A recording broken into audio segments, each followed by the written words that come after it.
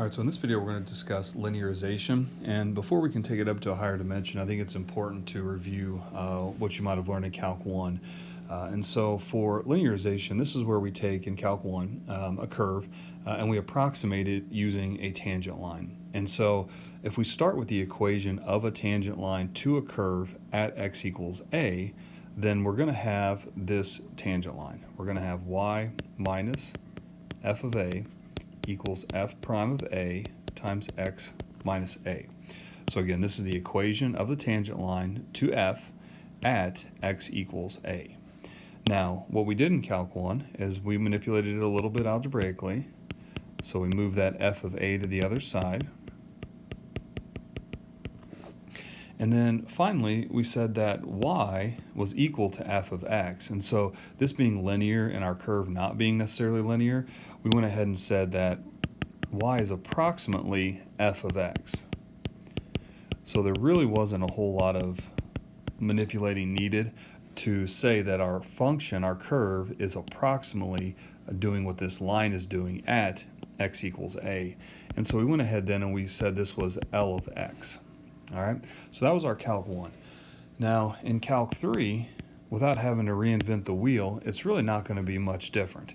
We're going to have a function of f of xy right now, and this is going to be approximately the tangent plane where we have f of ab plus, and now because we have x's and y's, we're going to have a little bit of a more in-depth expansion of this guy.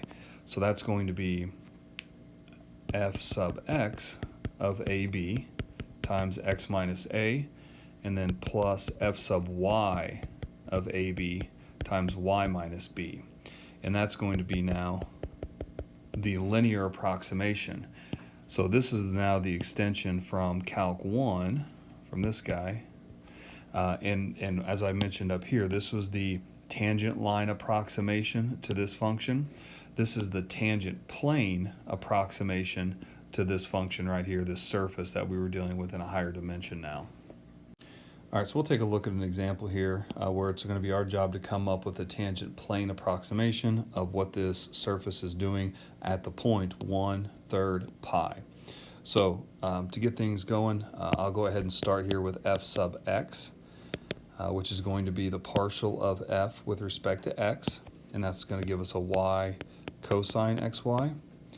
Then I'll have f sub y, which would be x cosine xy.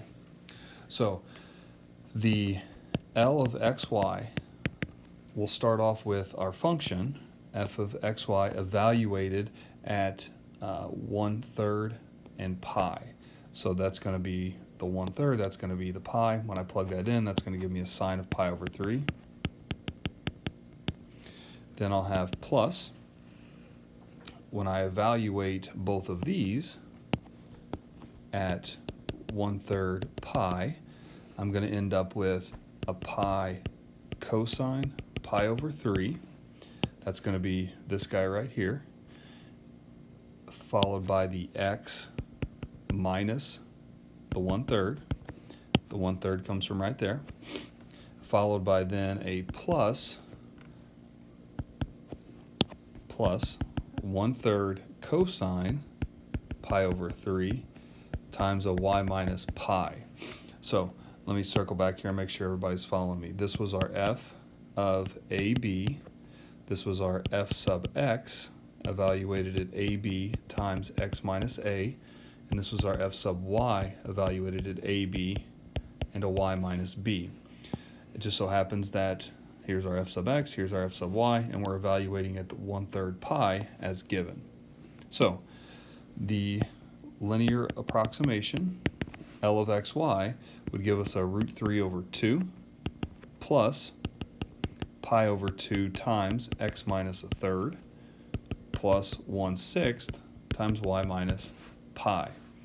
So as promised, that's going to be the equation of the tangent plane that approximates what the behavior of this function is doing at the point 1/3 pi.